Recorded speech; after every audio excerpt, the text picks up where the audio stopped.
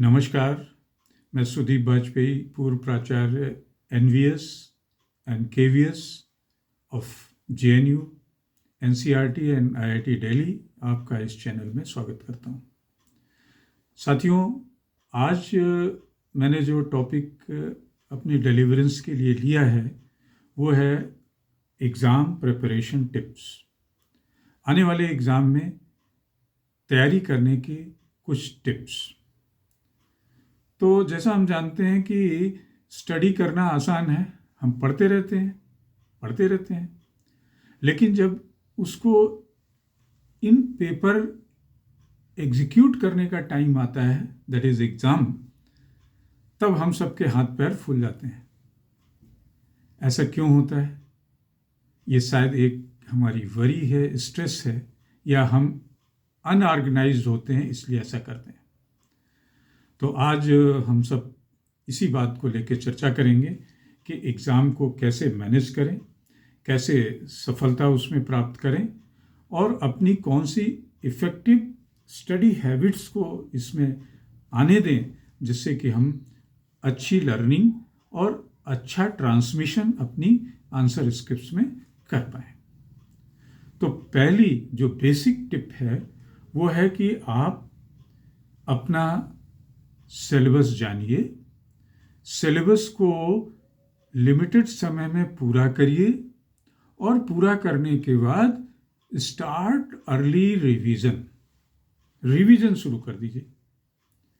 क्योंकि एक बार पढ़ने के बाद जब तक आप रिवीजन नहीं करते हैं तब तक आप उस कॉन्सेप्ट को क्लियर नहीं कर पाते हैं, और जब क्लियर नहीं है तो आप उसको पेन एंड पेपर पे लिख भी नहीं पाते हैं। लेकिन इसमें किसी तरीके की क्रैमिंग या कोई शॉर्टकट नहीं होगा। दूसरा है कि जब आपने सिलेबस और ये सब जान लिया और अर्ली रिवीजन के लिए तैयार हो गए तो उसका एक टाइम टेबल बनाएंगे, स्टडी प्लान बनाएंगे। स्टडी प्लान कैसा होगा? आपके पास कितना टाइम पढ़ने के लिए देने का है और उसमें किस किस सब्जेक्ट के लिए किसको देना चाहते हैं। तो जब सब्जेक्ट को देना चाहते हैं तो आपको ये भी एनालाइज करना होगा कि आपका स्ट्रॉन्ग सब्जेक्ट क्या है, जिसमें आपकी पकड़ है, और कहाँ पे आपकी कमजोरी है। So you should know your strength and weaknesses as well. अपनी स्ट्रेंथ एंड वीकनेसेस जान गए, अपनी तैयारी शुरू कर दी, अपना इजी सब्जेक्ट और टफ सब्जेक्ट जाना। अब सपोज आपके पास टोटल टाइम, आपने कहा मैं 12 घंटे पढ़ सकता हूँ, मेरे पास 12 घंटे हैं, क्योंकि आपको सोने के लिए 8 घंटे चाहिए, स्कूल जाने के लिए, आने के लिए, कोचिंग जाने के लिए 12 घंटे बचते हैं। तो 12 घंटे में पूरा एकेडमिक आपका टाइम टेबल नहीं बनेगा।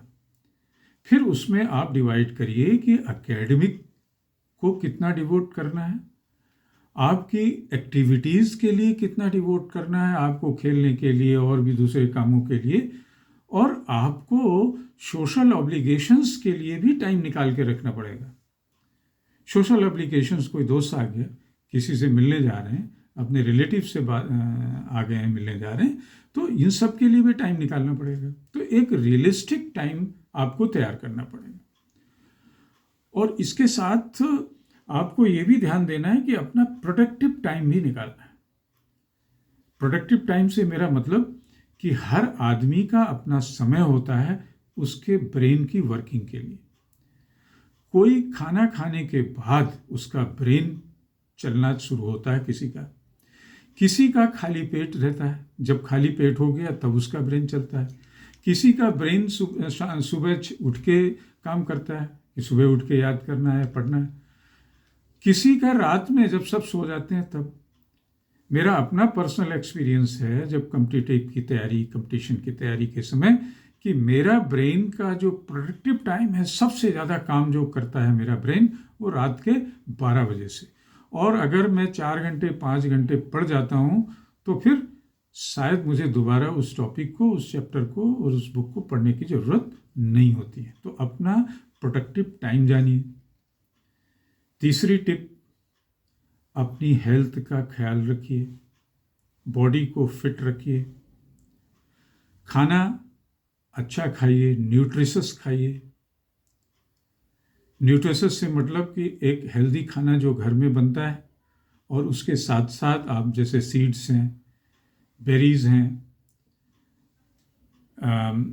लीन प्रोटीन है, कोई सुगरी मत लीजिए, शुगर या इससे चीज़ें। चॉकलेट ले सकते हैं क्योंकि चॉकलेट आपके ब्रेन को एक्टिव करता है, तो सुगरी चीज़ें नहीं खाइए। कोई प्रोसेस्ड फूड नहीं खाना है, ये सब हमारे ब्रेन को इनएक्टिव करते हैं। खूब पानी पीजिए, क्योंकि plenty of water improves cognitive performance.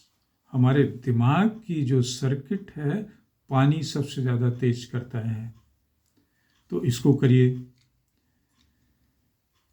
इसके साथ साथ अपनी जो रिवीजन टेक्निक्स हैं, अनदर टिप्स, अपनी जो रिवीजन टेक्निक्स हैं उनको वेरी करिए, कभी इस ढंग से कभी उस ढंग से। एक मोनोटोनस रिवीजन नहीं होने दीजिए। एक जगह से दूसरी जगह बदलिए, एक टॉपिक से दूसरा टॉपिक बदलिए। एक्टिव लर्निंग टेक्निक्स का यूज करिए। जो पढ़ा फ्लैश कार्ड बनाइए, पॉकेट में रख लीजिए। स्कूल जाते समय, गेम्स के दौरान, बैठे हुए खाली समय में, विदाउट एनी ब्रेक, जब कोई ऐसा समय है आप काम नहीं कर रहे हैं, तब उस एक फ्लैश कार्ड को अपना यूज़ करिए एज री इन्फोर्समेंट। 5 पॉइंट लिखे थे, एक नज़र में देख लिए, दिमाग में शुरू हो गया।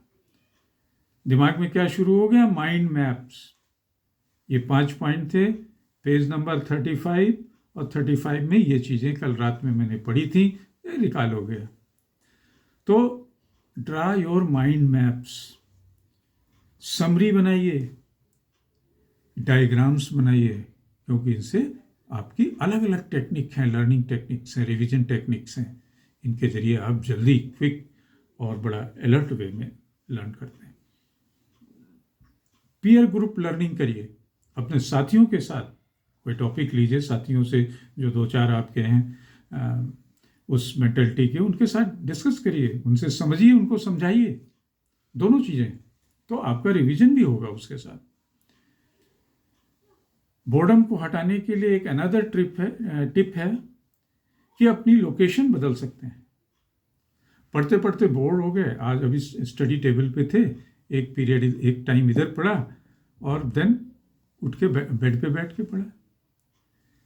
डाइनिंग रूम में पहुंच गए, बालकनी में पहुंच गए, और जब कभी इससे भी बोर हो गए घर से, तो फिर लान में पहुंच गए। लान से भी बोर हुए तो किसी के घर चले गए जहाँ पे आपके दोस्त के घर में कोई ऐसा इन्वायरमेंट है पढ़ने का। लाइब्रेरी में पहुँच गए, अपने गार्डन में पहुँच गए, फील्ड में। तो ये एक लोकेशन बदलना भी बोर्डम को हटाने और लर्निंग के लिए, रिवीजन के लिए बहुत अच्छी चीज़ होती है। अनदर टिप नंबर 6 है कि आप एक रेगुलर ब्रेक जरूर लें। एक टॉपिक, एक टाइम, 10 मिनट का रिवीजन, फिर आइए पानी पी के, टॉयलेट जाके फिर बैठिए। तो एक छोटे छोटे ब्रेक्स जरूर लीजिए, एक टॉपिक और एक सब्जेक्ट के बाद, क्योंकि ये आपको रिचार्ज कर देता है। मैंने देखा है एक another, know your pattern of exam. Exam का पैटर्न कैसा आप फेस करने वाले हैं, बच्चे ये कभी ध्यान ही नहीं देते हैं, लोग ध्यान ही नहीं देते हैं। ऑप्शंस आते हैं या नहीं आते हैं, 10 क्वेश्चन आए, ऑप्शन है अटेम्प्ट एनी 5, आप 10 के 10 कर रहे हैं। पेपर आ रहा है मल्टीपल चॉइस में और शॉर्ट में, वेरी शॉर्ट में, लॉन्ग में, और आप शॉर्ट आंसर को लॉन्ग आंसर में कन्वर्ट कर रहे हैं, लॉन्ग को शॉर्ट में दे रहे हैं। आपको वेटेज ऑफ मार्क्स पता ही नहीं है, 2 नंबर के क्वेश्चन को आप 2-2 पेज में लिख रहे हैं, और 2-2 पेज जहाँ पे रिक्वायरमेंट है वहाँ आप मुश्किल से 2 लाइनों में दे रहे हैं। तो अपने पेपर पैटर्न, एग्जाम पैटर्न को भी जाने, टाइम लिमिट जाने। टाइम लिमिट, शॉर्ट क्वेश्चन है, 1 मिनट 2 मिनट कितना है, आप 3 घंटे के उससे डिवाइड कर लीजिए। एक और टिप है कि आप know the practical detail of exam. Exam की प्रैक्टिकल डिटेल्स भी जानिए अपने। डेट शीट आ गई, हम लोग तो जब बच्चे थे तो डेट शीट याद कर जाते थे 2 घंटे में। 10 तारीख को मेरा इंग्लिश का पेपर है, 12 को मैथ्स है, 15 को SST है, इस तरीके से। तो आपको अपनी डेट शीट, सेंटर कहाँ पड़ा है, कभी कभी एक दिन पहले देख भी आइए सेंटर कहाँ पड़ा है। सेंटर के साथ साथ टाइम क्या है रिपोर्टिंग की। एग्जाम तो है 10 बजे से, रिपोर्टिंग टाइम क्या है, 9:15। डिस्टेंस कितनी है घर से आपके सेंटर की। आपने गूगल पे देखा है 30 मिनट है, अगले दिन जब चले तो वो ट्रैफिक जाम में फंस गए और 60 मिनट लगे, आपका तो पेपर गया। तो well in time. Exam hall में क्या क्या चीज़ें ले जानी है और क्या क्या नहीं ले जानी है, इसको जानिए। किसी तरीके का कोई पेपर बट नेचुरल अलाउड नहीं होता है। आपके पास अपनी पेन, पेंसिल, कटर, जो भी रिक्वायरमेंट है, बेसिक रिक्वायरमेंट वो होती है। जो नहीं ले जाना है और जो सभी ले जाते हैं और फिर परेशान होते हैं। मैंने अपने इस करियर में, 35 साल के करियर में कितने कम्पिटिटिव एग्ज़ाम्स कंडक्ट कराए हैं अपने सेंटर पे। सबसे बड़ी प्रॉब्लम बच्चों की होती है मोबाइल। कोई मोबाइल रखने का कोई मैनेजमेंट होता नहीं है। सेंटर सुपरिटेंडेंट कहता है आप मोबाइल अलाउड नहीं है, आपको पहले इन्फॉर्म कर दिया गया था, अब आप उसको रख नहीं पा रहे हैं और एग्ज़ाम छोड़ नहीं पा रहे हैं कहीं। पूरे टाइम मोबाइल रखने के लिए दुकान वाले को उसको दे भी नहीं पा रहे हैं और आपका एग्ज़ाम चला गया। तो ये सब चीज़ें मत आने दीजिए। एग्ज़ाम के दौरान एक और चीज़ होती है, तो एक टिप और सुन लीजिए कि जो है managing your stress. Invest in stress management. Stress को कैसे कंट्रोल मैनेज करना है, इस पे भी आपको सीखना है। ये भी आपका एक तरीके का टॉपिक है, सिलेबस है। तो इसके लिए आप टहलना जानिए, आप एक्सरसाइज करिए, आप योगा करिए, मेडिटेशन करिए, डीप ब्रीदिंग करिए। पेपर पढ़ के आपको पल्स रेट बढ़ न जाए। डीप ब्रीदिंग की एक्सरसाइज है। Breathe in, breathe out, breathe in. कोई भी एक लंबी 30 सेकंड की सांस लीजिए, छोड़िए। आप देखेंगे 10 बार सांस लेने के बाद आपके स्ट्रेस पे कंट्रोल हो गया, ब्रीदिंग पे कंट्रोल हो गया। लोगों से बात करिए। एग्ज़ाम पीरियड में तो नहीं, एग्ज़ाम सेंटर पे तो नहीं, लेकिन वैसे तो ये स्ट्रेस मैनेजमेंट आपका बहुत अच्छा होगा।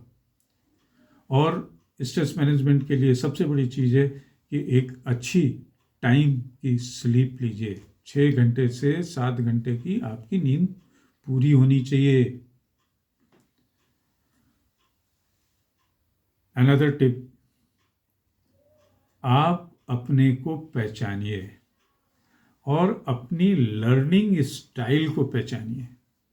आप कैसे आदमी हैं, कैसे बच्चे हैं और आपको कैसे समझ में आता है।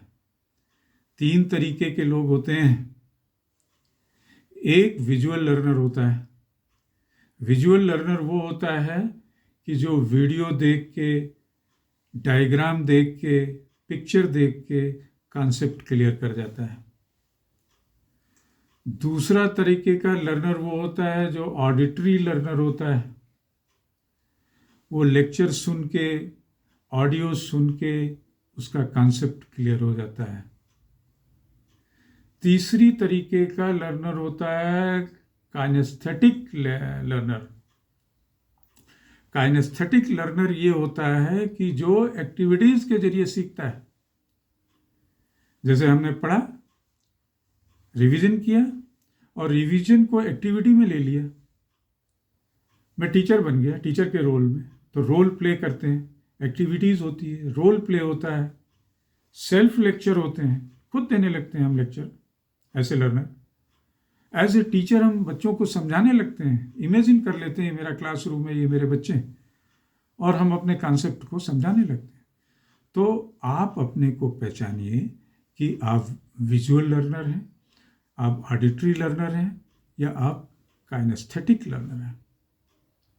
और आखिरी टिप दुनिया का कोई नहीं देने वाला है, आप अपने को देंगे। Do which ever suits you. आपको जो सूट करता है, वो जिससे आपका रीइंफोर्समेंट लर्निंग और रिवीजन पे होता है, आप वो जरूर करिए। किसी के प्रेशर में मत आइए, जरूर करिए। धन्यवाद, थैंक यू। फिर से मिलेंगे एक दूसरे टॉपिक के साथ। नमस्कार।